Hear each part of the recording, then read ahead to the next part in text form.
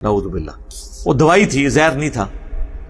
باقی یہ جو کچھ ہوا اسی حدیث میں موجود ہے۔ وہ صحابہ کہتے ہیں کہ ہم نے نبی علیہ السلام کو دوائی زبردستی اس لیے پلائی کہ ہم یہ سمجھتے تھے کہ مریض جو ہے وہ دوائی سے ناگواری کا اظہار تو کرتا ہی ہے،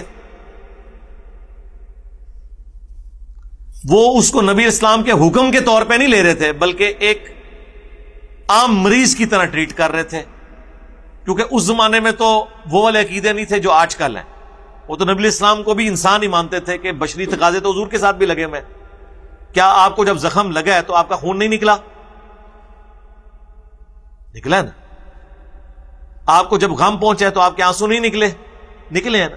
تو صحابہ کرام آپ علیہ السلام کو مرتبے میں نہیں لیکن ایز اے اسپیشیز میں سے انسان مانتے تھے، اس وجہ سے انہوں نے اس طریقے سے ریئیکٹ کیا جو بالکل صحیح تھا اپنے ان کے ذہن کے مطابق۔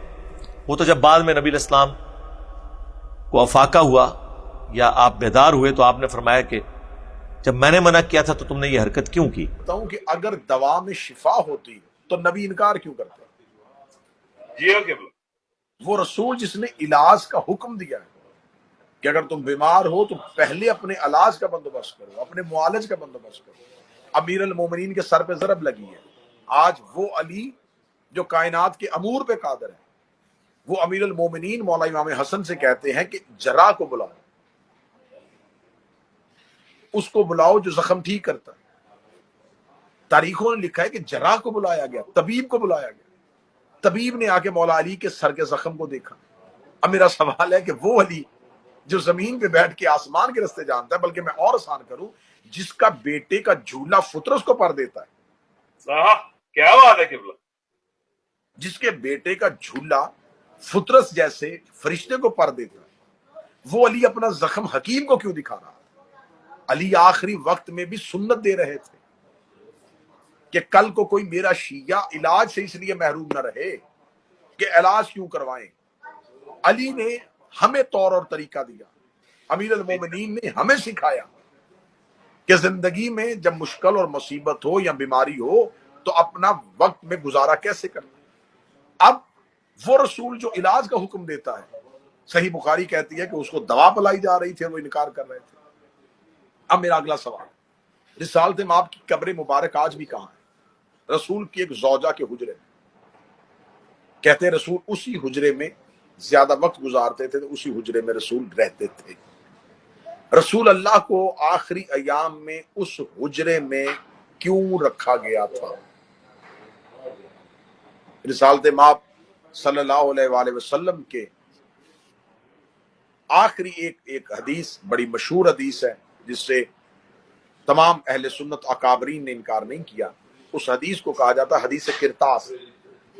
کرتاس کہتے ہیں قلم و کاغذ، کہ رسالت مآب نے آخری وقت میں اسی حجرے میں کاغذ اور قلم مانگا تھا کہ مجھے کاغذ اور قلم دیا تاکہ میں کچھ لکھ دوں، کچھ نوشتہ لکھ دوں، کچھ تحریر کر دوں۔ کہ اہل سنت لٹریچر اس میں گواہ ہے کہ رسول اللہ نے باقاعدہ اعلان نہیں کیا بلکہ باقاعدہ بیعت لی، اپنی زندگی میں علی کی بیعت لے لی کہ میرے بعد خلیفہ جانشین، میرا وزیر، میرا وصی علی ہو۔ بے شک۔ اب جب رسالت مآب نے 18 ذی الحجہ کو اپنی زندگی میں علی کی بیعت لے لی تو ان احباب اس گروہ کے وہ خواب چکنا چور ہو گئے، وہ خواب کرچیوں کی طرح بکھر گئے جنہوں نے حکومت کے لالچ میں کلمہ پڑھا۔ اب بعد از غدیر رسول اللہ کی زندگی کے جو ایام اگر آپ دیکھیں گے تو اس میں آپ کو یہ سازش بالکل عیاں ہو جائے گی کہ غدیر کے بعد امت نے رسول کے ساتھ کیا سلوک کیا۔ غدیر کے بعد رسول اللہ کی زندگی میں دوبارہ وہی مصائب پلٹ آئے جو مکہ کی زندگی میں تھے۔ رسالت مآب کے ساتھ رسول اللہ کے پاس بیٹھ کے رسول کے سامنے زبان درازی کی جاتی تھی، رسول کے سامنے تضحیق کی جاتی تھی، رسول کے سامنے بار بار رسول کے فرامین کو رد کیا جاتا تھا۔ تو آخر یہ رسول کی بڑی مختصر سی زندگی ہے کہ 18 ذی الحجہ کو رسول اعلان کرتے ہیں اور 28 سفر کو رسول کی شہادت ہو جاتی ہے۔ رسالت مآب جب اعلان کر کے واپس پلٹتے ہیں تو پلٹ کے اب رسول چاہتے تھے کہ جو بیعت میں نے امیر المومنین کی غدیر میں کروا دی ہے تو اب صرف بیعت نہیں، میں باقاعدہ طور پہ حکومت ٹرانسفر کروں اور علی کو مسجد نبوی میں اپنی زندگی پہ منبر پہ بٹھا دوں۔ اب جن لوگوں کا خوف اور خطرہ تھا کہ یہ لوگ علی کی حکومت کو تسلیم نہیں کریں گے، رسول اللہ نے ایک لشکر ترتیب دیا جسے لشکر اسامہ کہتے ہیں۔ اسامہ ایک نوجوان صحابی تھا، رسول نے اس کی قیادت میں ایک لشکر ترتیب دیا کہ یہ لشکر ہے اسامہ کی قیادت میں، یہ لوگ جو ہیں وہ اس لشکر میں شامل ہوں گے اور یہ فتوحات کے لیے یہاں سے نکلیں گے۔ اور رسول نے کہا کہ اس لشکر میں بھی نہیں جاؤں گا اور علی بھی نہیں جائے گا۔ بعض احباب کو اس لشکر میں شامل کیا۔ اب لشکر اسامہ یا جیش اسامہ یہ تاریخ کا ایک موضوع ہے۔ اب جب رسول نے کہا کہ بعض نام لیے گئے جو نام اہل سنت لٹریچر میں ہے کہ تم لوگوں نے اسامہ کے لشکر میں جانا ہے۔ اسامہ کون تھا؟ ایک نوجوان۔ ان لوگوں نے رسول سے کہا کہ آپ ایک بچے، ایک جوان کی قیادت میں لشکر کیوں بھیج رہے ہیں؟ اس میں راز کیا تھا؟ انہوں نے رسول کی زندگی میں اس لشکر میں جانے سے انکار کیا۔ رسول نے ان کا انکار تاریخ میں لکھوا دیا۔ لعنت بے شمار۔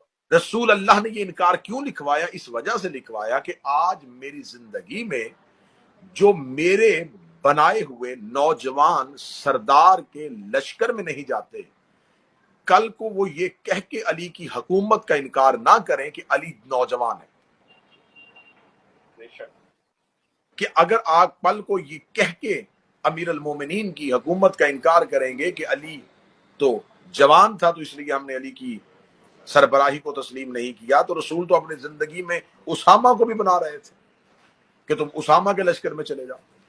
تو جو نبی اسامہ کو لشکر کا سردار بنا رہا تھا وہی نبی علی کو امت کا سردار بنا رہا تھا۔ بے شک۔ تو جن لوگوں نے ایک چھوٹے سے لشکر میں ایک جوان کی سرداری رسول کے کہنے پہ قبول نہیں کی، وہ رسول کے کہنے پہ امت کی سرداری علی جیسے جوان کی قبول کیسے کر سکتے تھے؟ اب یہ بات روز روشن کی طرح آ گئی اور تاریخوں نے لکھ دی کہ لشکر اسامہ سے جانے سے انکار کر دیا گیا۔ یہ لشکر نکلا بھی ہے، مدینے سے تھوڑا باہر گیا اور یہ واپس پلٹے کہ نہیں، ہم اس لشکر میں شامل نہیں ہوں۔